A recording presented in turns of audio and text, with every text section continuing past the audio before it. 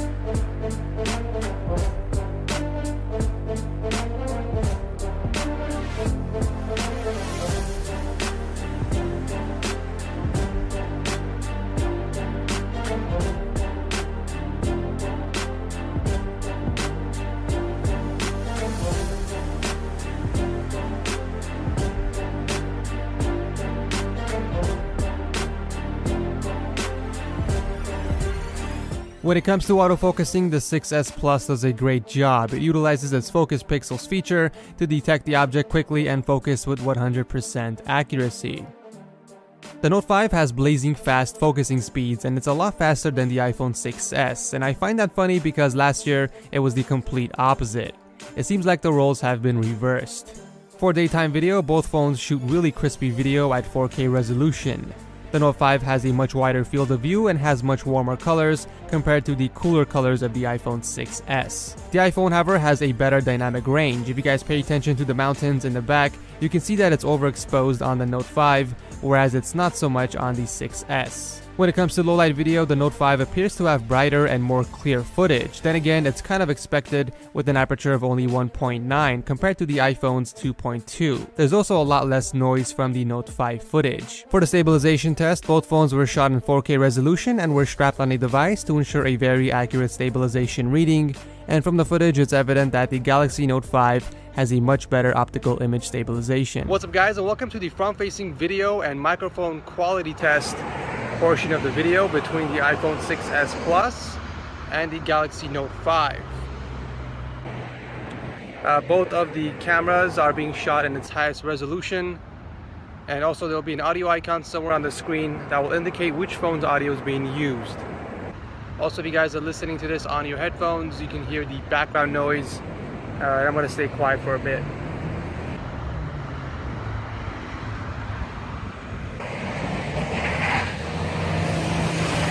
For front-facing video, the Note 5 not only has a much wider field of view, but sharper footage as well, thanks to its higher resolution. The dynamic range, however, is slightly more balanced on the 6S, as it doesn't completely overexpose the background like it does on the Note 5 in some of the situations. For the microphone test, the Note 5 has a much louder and clear mic, which also picks up a bunch of background noise, whereas the 6S is more on the quiet side, picking up less background noise. Let's take a look at daylight pics. So as I said before, the Note 5 shoots more on the warmer side, whereas the 6S sticks to the cooler colors. I also find that the sharpness on both photos are identical despite the Note 5 having more megapixels, which is pretty odd, but it is consistent throughout all the photos. For selfies, I really like the wider field of view that the Note 5 offers, however the colors tend to be a bit more saturated, and you can tell by comparing the color of my shirt. Exposure is another thing that the 6S does well. The dynamic range is one of the best I've seen in any smartphone, and it's consistent through every picture. The Note 5 does have an overall brighter image, but at the cost of overexposing some areas, mostly the skies.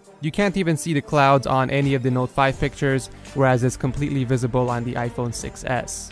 Now, if we're talking about true to life colors, the iPhone 6S pictures are the most accurate. The slightly oversaturated pics from the Note 5 throw off the accuracy of the colors. My subscribe pillow in real life is more accurately portrayed by the picture from the 6S, and the same goes for the mustard bottle, Kickstart drink, and the Cricket box. For low light performance, both cameras do a fine job. The difference is very minimal, but the 6S actually does better, and here are a few examples. The number on the door in this shot is somewhat readable on the 6S, where it's kind of blurry on the Note 5. Another example is the picture of this mouse. You can still see the designs on the poker table right above the mouse, whereas it's much darker on the Note 5. And lastly, the most obvious one out of all the pictures, the 6S image is overall much brighter than the Note 5. Last but not least, we have the flash, and honestly, both phones have a really great flash, so no complaints there. So both phones have exceptional cameras, and they also have their own strengths and weaknesses.